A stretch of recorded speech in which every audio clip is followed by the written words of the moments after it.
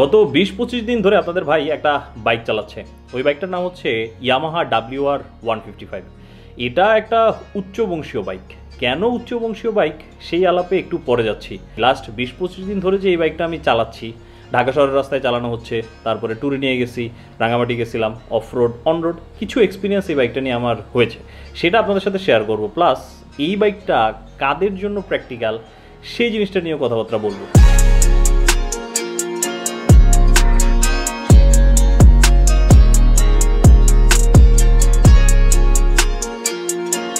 Yamaha WR 155 এই বাইকটা উচ্চ বংশীয় হওয়ার পিছনে অনেকগুলো রিজন আছে। তার মধ্যে প্রথম রিজনটা হচ্ছে এটা ডিরেক্টলি কেম ফ্রম ইন্দোনেশিয়া। বাংলাদেশে কোনো জায়গায় কোনো পার্টসপাতিতে হাত দেওয়া হয় না, একবারে ডিরেক্ট ইন্দোনেশিয়াতে তৈরি হয়েছে, বাংলাদেশে আসছে, মানে হচ্ছে complete build unit, CB unit হিসেবে বাংলাদেশে এই বাইকটা আসছে। এই বাইকটা হচ্ছে ইয়ামাহা WR সিরিজের 155cc রেঞ্জের বাইক। এছাড়া এই সিরিজের যতগুলো বাইক আছে ওরা অনেক লিজেন্ড। এই বাইকটারই বাবা দাদা মানে হচ্ছে 250, 450, ওরা USA, জাপান, তারপরে সাউথ ইস্ট এশিয়ান কান্ট্রিগুলোতে ব্যাপক দাপিয়ে বেড়াচ্ছে। ওদের অনেক সুনাম আছে এবং সেই সুনামেই আর কি বাংলাদেশে 155cc-টা আনা হয়। আর আপনারা চাইলে ইন্টারনেটেও সার্চ দিতে পারেন, লাস্ট 25 বছরের পেডিগ্রি আপনারা খুঁজে পাবেন এই বাইকটার। 2 নম্বর রিজন উচ্চবংশী হওয়ার পিছনে এটার লুকসটা দেখছেন। এটার লুকস দেখে খুব অ্যাগ্রেসিভ মনে হবে। জেনারেল পার্সনের কাছে এটা খুব বেশি একটা গুড লুকিং বাইক হবে না, দেখলে বলবে এটা কী বাইক। প্রথম কথা হবে এক্সেল বাইক, কারণ একসময় এক্সেল 180cc-র একটা বাইক ছিল খুব পপুলার, ওই ধরনের বাইক মানুষ দেখছে, তাই এই যে অফরোড বাইক মানুষের কাছে পরিচিত হচ্ছে এক্সেল বাইক নামে। তাই এটা দেখলে মানুষ বলবে এটা কি এক্সেল বাইক, এরকম ন্যাংটা ন্যাংটা লাগে কেন। কিন্তু যারা উচ্চবংশীয় লোকজন তাদের কাছে শুধুমাত্র এই বাইকটা ভালো লাগবে, তারা এই বাইকটা কিনবে। উচ্চবংশীয় লোকেরা এই বাইকটা পছন্দ করবে ঠিক আছে, কিন্তু আপনার যদি উচ্চবংশীয় ভুঁড়ি হয় তাহলে এই বাইকটার লুকস অ্যান্ড ডিজাইনের সাথে আপনাকে মানাবে না। এই বাইকটার সাথে মানানসই হইতে হলে আপনাকে একটু স্লিম ফিট হতে হবে। 3 নম্বর রিজন ফর বিং উচ্চবংশীয় বাইক, এটার যে সিট হাইটটা হচ্ছে 888 mm, অনেক উঁচুতে। অন্যান্য বাইকের লেভেল এক জায়গায়, এই বাইকের লেভেল উপরে। এই বাইকটার মধ্যে বসলে আপনি ফিল করবেন আপনি রাজা বাদশা লেভেলে চলে গেছেন। যখন এটার উপরে বসবেন মনে হবে যে অন্যান্য বাইকার থেকে আপনি অনেক বেশি উপরে, এবং গাড়ি থেকে উপরে ফিল হবে। হ্যাঁ, ওই রাজা বাদশা টাইপের একটা ফিল আপনাকে এই বাইকটা দিবে। আর 4 number and most important reason for being a বংশীয় বাইক, এই বাইকটার যে প্রাইসটা সেটা হচ্ছে অ্যারাউন্ড 6.5 লাখ টাকা। এবং এই প্রাইস রেঞ্জ যারাই শুনে তারাই অবাক হয়, আরে এই বাইকের দাম এত বেশি, R15 থেকে বেশি, সিভিআর থেকে বেশি। হ্যাঁ, এই দামটা হচ্ছে একেবারে ব্র্যান্ড নিউ কিনতে গেলে, কিন্তু আপনি যদি সেকেন্ড হ্যান্ড কিনতে যান সেক্ষেত্রে দাম কিছুটা কমবে। যেমন সাওয়ারিতে আপনি যদি কিনেন, সাওয়ারিতে সেকেন্ড হ্যান্ড বাইকের ভালোই কালেকশন আছে। আমরা একটু সাওয়ারিতে খোঁজ নেই, সাওয়ারিতে এই বাইকটার দাম কত।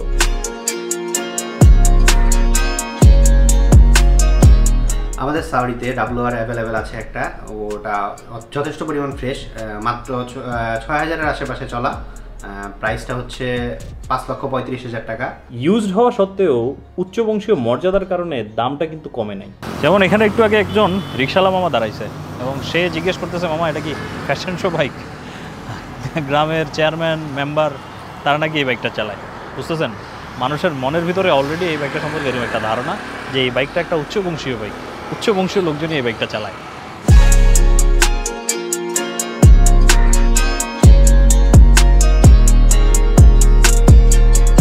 আমার লাস্ট কয়েকদিন রাইডিং এক্সপিরিয়েন্স থেকে যদি বলি, বাইকটা রাইড করে পার্সোনালি আমার কাছে খুব ভালো লেগেছে।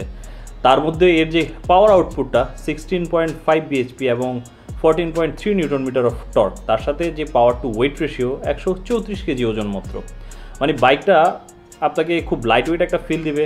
পাওয়ার আউটপুট অনুযায়ী এই বাইকটার টর্ক আমাকে খুব ইমপ্রেস করছে, ভালো রকমের পাঞ্চ এই বাইকটাতে ফিল করা যায়। তবে টপ স্পিড খুব বেশি এই বাইকটাতে পাবেন না, আমি 110-এর বেশি তুলতে পারি নাই, কারণ হচ্ছে এটার যে শেপটা সেটা অ্যারোডাইনামিক না, প্রচুর হারে উইন্ড ব্লাস্ট হয়। আপনি যখন বাইকের উপরে বসে থাকবেন সেটা ফিল করবেন। আরও একটা জিনিস ফিল করবেন, সেটা হচ্ছে ভাইব্রেশন। হ্যাঁ, এই ভাইব্রেশনটা ইঞ্জিন থেকে আসা ভাইব্রেশন না, এই ভাইব্রেশনটা হচ্ছে যেই টায়ারটা আছে ব্লক প্যাটার্নের টায়ার, এই টায়ারের কারণে বাইকের মধ্যে একটা হালকা রকমের ভাইব্রেশন ফিল করা যায়। ইয়ামাহার ইঞ্জিন কিন্তু এর থেকে R15 বা MT-15-এর মতো মাইলেজ এক্সপেক্ট করা আবার যাবে না। উচ্চবংশীয় বাইক হিসাবে মাইলেজটা উচ্চবংশীয় টাইপেরই দেয়। মাইলেজটা এই বাইক থেকে আমি পাইছি 35+, 37-40-এর নিচেই ছিল। আর এটার যে ফুয়েল ট্যাঙ্ক ক্যাপাসিটি সেটা হচ্ছে 8.1 লিটার। এই বাইকটা রাইড করে মজা পাওয়ার আরও একটা কারণ হচ্ছে এটার যে সাসপেনশন, সামনে যে সাসপেনশনটা সেটা 41 mm-এর। টেলিস্কোপিক ফোর্ক সাসপেনশন, আর পেছনেরটা হচ্ছে মনোশক। বাংলাদেশের জন্য এই বাইকটা সবচেয়ে প্র্যাকটিক্যাল যে জিনিসটা সেটা হচ্ছে এটার সাসপেনশন। সামনের এবং পেছনের দুইটা সাসপেনশন এত দারুণ, এত পরিমাণ স্মুথ। বাংলাদেশের রাস্তাঘাট গ্রামেগঞ্জের দিকে তো অবস্থা খারাপ, আর ঢাকা শহরে একটু পরপরই স্পিড ব্রেকার। কোনো স্পিড ব্রেকারে আমি এই বাইকটা নিয়ে স্পিড কমাই না, আর উল্টা স্পিড ব্রেকারের উপর দিয়ে জোরে চালাইতে মজা লাগে, আর এর ফলে হাতে বা কোমরে কোনো ধরনের প্রেশার ফিল করা যায় না। দুইটাই যথেষ্ট পরিমাণের স্মুথ।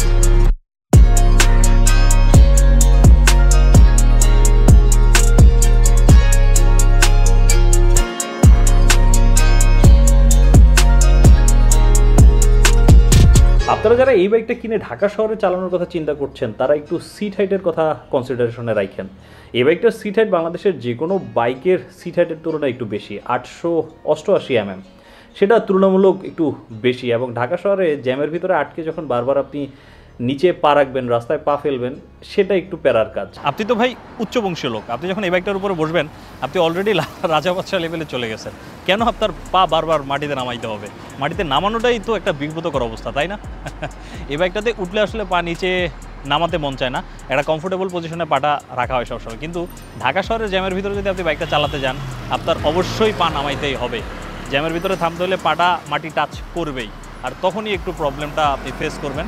যদি আপনার হাইট 5 ফুট 8 বা 5 ফুট 7-এর নিচে হয় তখন একটু বেশি ঝামেলা হবে, বারবার পা দিয়ে নিচের মাটি নাগাল পাওয়া একটু কষ্টের বিষয়। আরেকটা মোস্ট ইম্পর্টেন্ট জিনিস আমি আমার এক্সপিরিয়েন্স থেকে আপনাদের সাথে একটু শেয়ার করি। যেদিন আমি রাঙামাটি থেকে ফিরি, টানা 320 কিলোমিটার আমাকে চালাতে হয়েছে।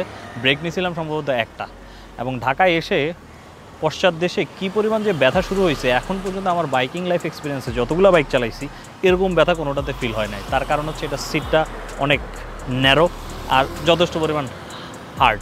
এটা হ্যাঁ লং ড্রাইভের জন্য বানানো হয় নাই, শর্ট আপনি ড্রাইভ করতেছেন, ট্রেলগুলো এক্সপ্লোর করতেছেন, তখন এটা প্র্যাকটিক্যাল। এই সব কিছু বিবেচনায় যদি বলি, আপনি একজন অফিস গায়, আপনি রেগুলার ঢাকা শহরের ভিতরে বাইক চালান, তাহলে এই বাইকটা আপনার জন্য প্র্যাকটিক্যাল না। আপনি যদি হাইওয়েতে রেগুলার ট্যুর করে থাকেন, মানে আপনি অন রোড বেশি বাইক চালিয়ে থাকেন, তাহলেও এই বাইকটা আপনার জন্য প্র্যাকটিক্যাল না। আপনি যদি পিলিয়ন নিয়ে ঘুরতে পছন্দ করেন তাহলেও এই বাইকটা আপনার জন্য প্র্যাকটিক্যাল না। এখন আপনারা বলতে পারেন এটা কি অসম্ভব? না, আমি বলবো অসম্ভব না। মানুষ চাইলে যে কোনো কিছুই সম্ভব, কিন্তু একটা হচ্ছে কষ্ট করে সম্ভব, আর একটা হচ্ছে স্মুথলি সম্ভব। তাহলে এই বাইকটা কাদের জন্য প্র্যাকটিক্যাল? এই বাইকটা তাদের জন্য প্র্যাকটিক্যাল যাদের কাছে অলরেডি একটা বাইক আছে, যে বাইকটা দিয়ে সে ডেইলি কমিউট করে, ডেইলি কাজকর্ম সারে। আর তার যদি অপশনাল হিসাবে একটা বাইক দরকার হয় সেটা হচ্ছে এই বাইকটা, যেটা সে শখের বসে রাখছে। অথবা এমন ব্যক্তি যার কাছে একটা গাড়ি আছে, সে বাইকের শখ মেটাতে চায়, তার জন্য এই বাইকটা প্র্যাকটিক্যাল। সে গাড়ি দিয়েই সব ধরনের কাজ কম সারে, কিন্তু হয়তো অকেশনালি একবার এই বাইকটা একটু এনজয় করতে চায়, একটু পাহাড়ে নিয়ে যেতে চায়, অফরোড করতে চায়। বাইরের দেশে দেখা যায় মানুষজন খুব শখ করে এই বাইকগুলো কিনে অফরোড ট্রেল এক্সপ্লোর করার জন্য। বাসা থেকে গাড়ির মধ্যে উঠিয়ে বাইকটাকে নিয়ে যায় অফরোড ট্রেলের কাছে, সেখান থেকে অফরোড ট্রেলটা এক্সপ্লোর করে, আবার গাড়িতে উঠায়, গাড়িতে করে আবার বাসায় নিয়ে আসে। উচ্চবংশীয় লোকজন, উচ্চবংশীয় ফান। আমার বক্তব্য এখানেই ডান। সালাম আলাইকুম।